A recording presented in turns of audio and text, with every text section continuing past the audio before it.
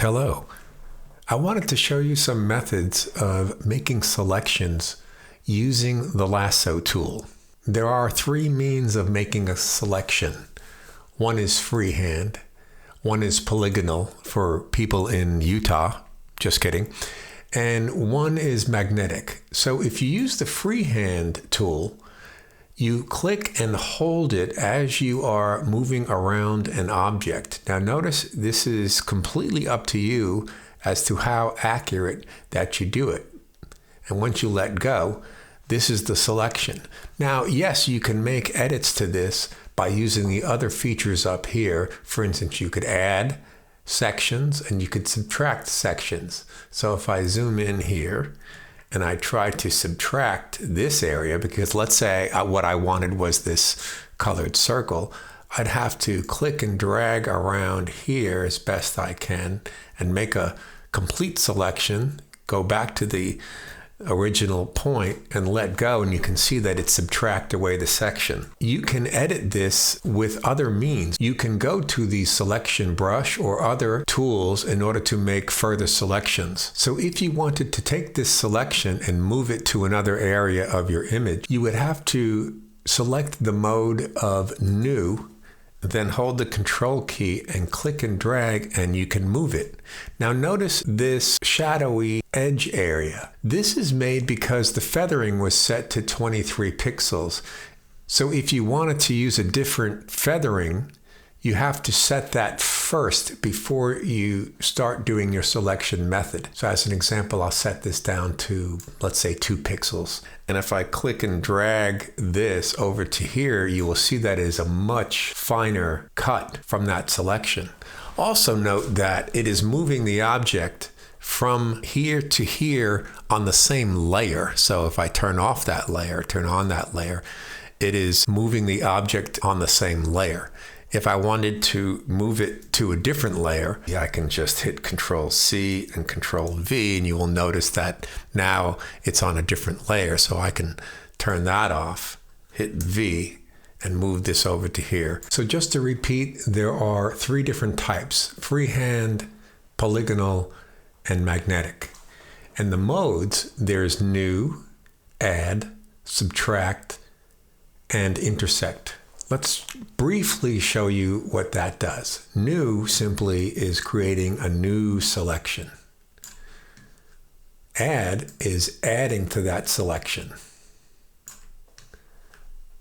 Subtract is subtracting from that selection. And intersect, it's better if I do a new selection so you can see this.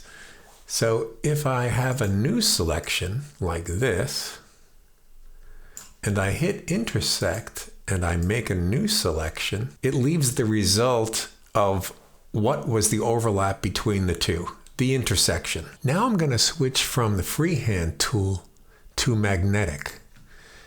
The difference between the freehand tool and magnetic, one of them is that with the freehand tool, you have to click and drag at the same time.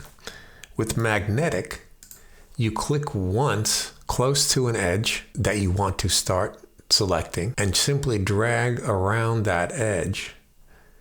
And Affinity Photo will do a pretty good job via looking at the edge contrast between one pixel and the other and select what it thinks is the best, and you single click to complete the selection. You have the ability of doing a selection on one layer and copying and pasting all of the information on the other layers. Here's an example. I'm going to click V, select this, and slide it underneath here. I can always do an opacity check, and let's just say I want to get this kind of like that. I have this top layer selected. I'm going to click and go around this.